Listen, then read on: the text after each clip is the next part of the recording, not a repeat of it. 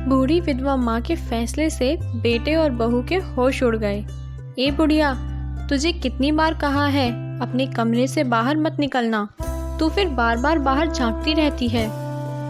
अगर तू कमरे से बाहर आई तो मैं तुझे खाना नहीं दूंगी, रहना भूखी फिर पूरा दिन। नैना देवी की बड़ी बहू नीता ने झल्लाकर कहा तो नैना देवी सहम गई और अपना सिर झुका लिया और अपनी खाट पर जाकर बैठ गई। यह कहकर नीता वहां से चली गई। बूढ़ी लाचार बेबस औरत और कर भी क्या सकती है। बहू का विरोध करने का वह सपने में भी नहीं सोच सकती।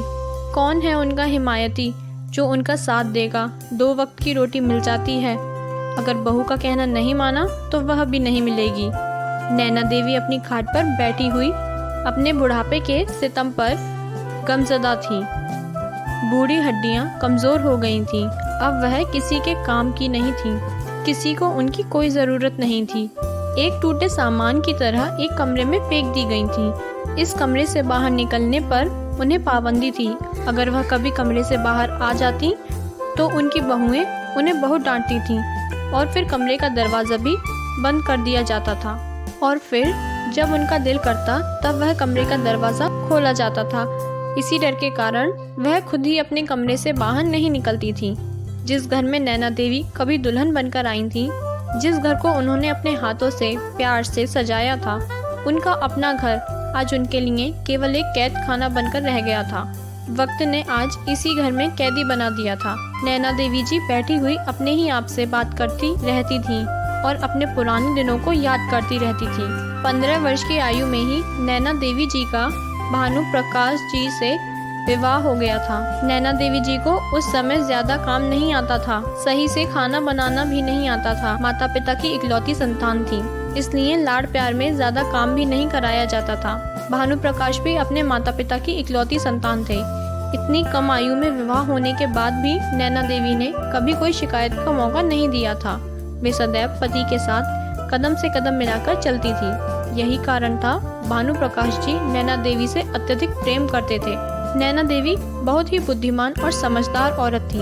अपने संस्कारों और कुशलता से उन्होंने अपने घर को स्वर्ग बना रखा था।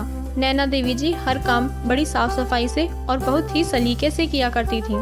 भानु प्रकाश जी अपनी पत्नी की समझदारी और कुशलता पर बहुत मोहित थे। अपनी पत्नी की सलाह के बिना कभी कोई काम न करते। भानु प्रकाश जी भी एक सज्जन, विनम्र, ईमानदार और जवान के पक्के व्यक्ति थे। दोनों की जोड़ी राम और सीता जी के समान थी। दोनों पति पत्नी में कभी झगड़ा नहीं हुआ था। दोनों ने बहुत प्रेम पूर्वक अपना जीवन व्यतीत किया था। भानु प्रकाश जी और नैना देवी जी के 3 पुत्र थे, संजय, रवि और नरेश। तीनों बेटे अपने पिता भानु प्रकाश जी की तरह माँ की हर बात मानते थे। नैना देवी अपने तीनों पुत्रों को समान प्यार देती थी। कभी कोई भी बेटा कुछ भी फरमाइश करता उसे झट पूरा कर देती थी। भानु प्रकाश जी के पास कई बीघा जमीन और अपना खुद का बहुत बड़ा घर था। नैना देवी चूँकि इकलौती संतान थी तो उनके मायके का घर और जमीन भी नैना देवी जी को मिल गई थी, जिसे बेचकर भानु प्रकाश जी ने कई दुकानें बना ली थी। भानु प्रकाश जी ने अपना घर, जमीन और दुकानें जो कि नैना देवी जी के मायके की घर और जमीन दुकानें बेचकर बनाई गई थी, सब कुछ नैना देवी जी के नाम कर दिया था। ये बात उनके तीनों बेटों में से कोई नहीं जानता था। भानु प्रकाश जी ने एक एक करके अपने तीनों बेटों की शादी कर दी थी। तीनों बेटे अपनी पत्नियों के साथ खुश थे, लेकिन उनकी पत्नियों से यह बात बर्दाश्त न होती थी कि हर एक फैसला नैना देवी यानी उनकी सास से पूछ कर लिया जाता है। बड़ी बहू चाहती थी कि मेरा हुक्म चले घर में, मंजली चाहती थी मेरा हुक्म चले, छोटी चाहती थी मेरा चले। तीनों में इस बात को लेकर खटपट हो जाती थी, जबकि नैना देवी उन्हें अपनी बेटियों की तरह प्यार करती थी, कभी कोई भेदभाव न करती थी। समय गुजरता गया, भानु प्रकाश जी की उम्र बढ़ती जा रही थी और उनका शरीर बूढ़ा हो चला था। चलना फिरना मुश्किल से होता, लेकिन इस उम्र में भी नैना देवी के लिए उनके प्यार में कोई कमी न आई थी। नैना देवी भी हर पल उनके साथ ही रहती और उनका बहुत ख्याल रखती थी। भानु प्रकाश भी नैना देवी को अपने पास से हिलने न देते थे। जिस दिन भानु प्रकाश की तबीयत ज्यादा खराब दिखाई देती, नैना देवी अन्न तक भी मुंह को न लगाती। आंसू भरी नजरों से भानु प्रकाश जी को प्यार भरी नजरों से देखती रहती थी। आज भानु प्रकाश जी को सांस लेने में बहुत दिक्कत हो रही थी। वो अपने बेटों को बुलाते हैं और सबको अपनी माँ का ख्याल रखने को कहते हैं और हमेशा साथ रखने का उनसे वादा लेते हैं। इस वक्त नैना देवी जीवन का सबसे बड़ा दुख महसूस कर रही थी, जब उनके सामने उनके पति, उनके हमसफर अपने जीवन की अंतिम सांसें ले रहे थे।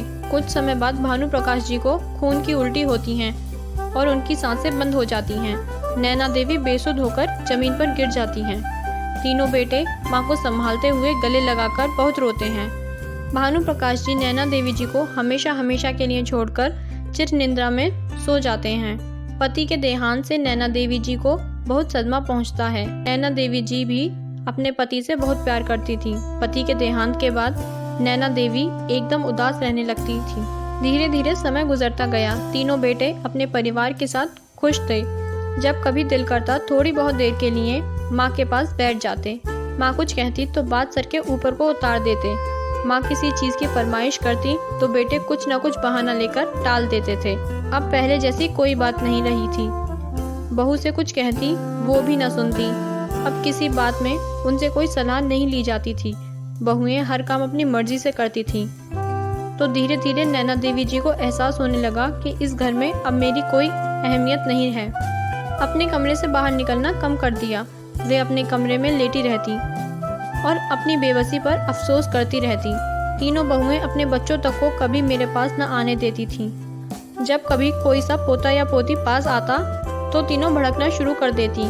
बस कमरे से बाहर आना अब सजा लगने लगा था। बस इसी का फायदा बहुओं ने उठाया। जब कभी वह कमरे से बाहर निकल भी आती तो बहुएं एतराज़ करने लगती। वे नैना देवी को कमरे के अंदर रहने का हुक्म देकर चली जाती। बेटों को भी अपनी पत्नियों की ही बात सही लगती थी।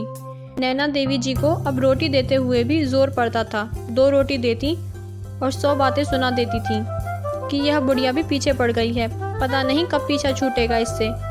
बहुओं को तो जो करना था वो कर रही थी, परंतु बेटों को भी कभी अपनी बूढ़ी माँ का ख्याल तक न आता था, जिन्हें पाल पोस कर इतना बड़ा किया, हर एक खुशी दी।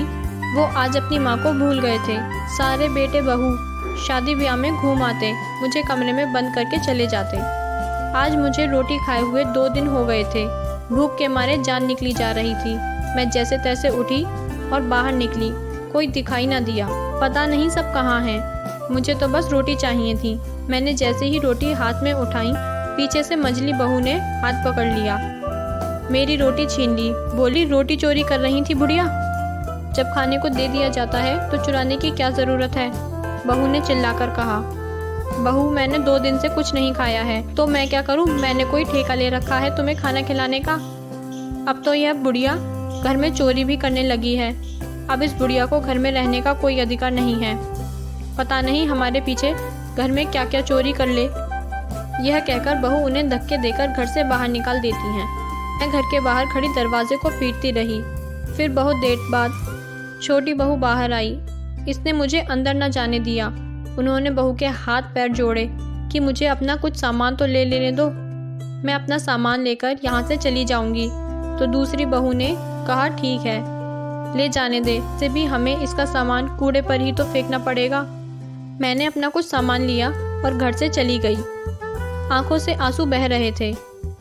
मैं बिना कुछ सोचे बस आगे बढ़ी चली जा रही थी। आज भानु प्रकाश जी की बहुत याद आ रही थी। काश वो मुझे भी अपने साथ ही ले जाते। मेरे दर्द की कोई सीमा नहीं थी। मुझे असहनीय दर्द हो रहा था। मेरे ही घर से मुझे धक्के देकर बाहर निकाल दिया गया था। मेरा घर मुझसे छीन लिया गया था। मेरे सर पर अब कोई साया नहीं था। मेरे सर की छत छीन चुकी थी। मेरा इस भरी दुनिया में अब कोई नहीं था।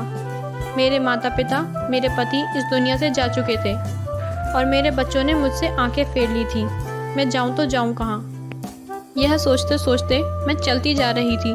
चलते चलते मैं काफ़ी दूर निकल आई और धीरे धीरे रात भी होने लगी थी। मैंने एक रात एक पत्थर के सहारे बैठकर गुजारी और फिर से चल दी। रास्ते में किसी ने कुछ दिया तो वह मैं खा लेती थी, नहीं तो भूखी रहती थी। मैं कितने ही दिनों तक ऐसे ही भटकती रही, रात इधर उधर बैठकर गुजार देती।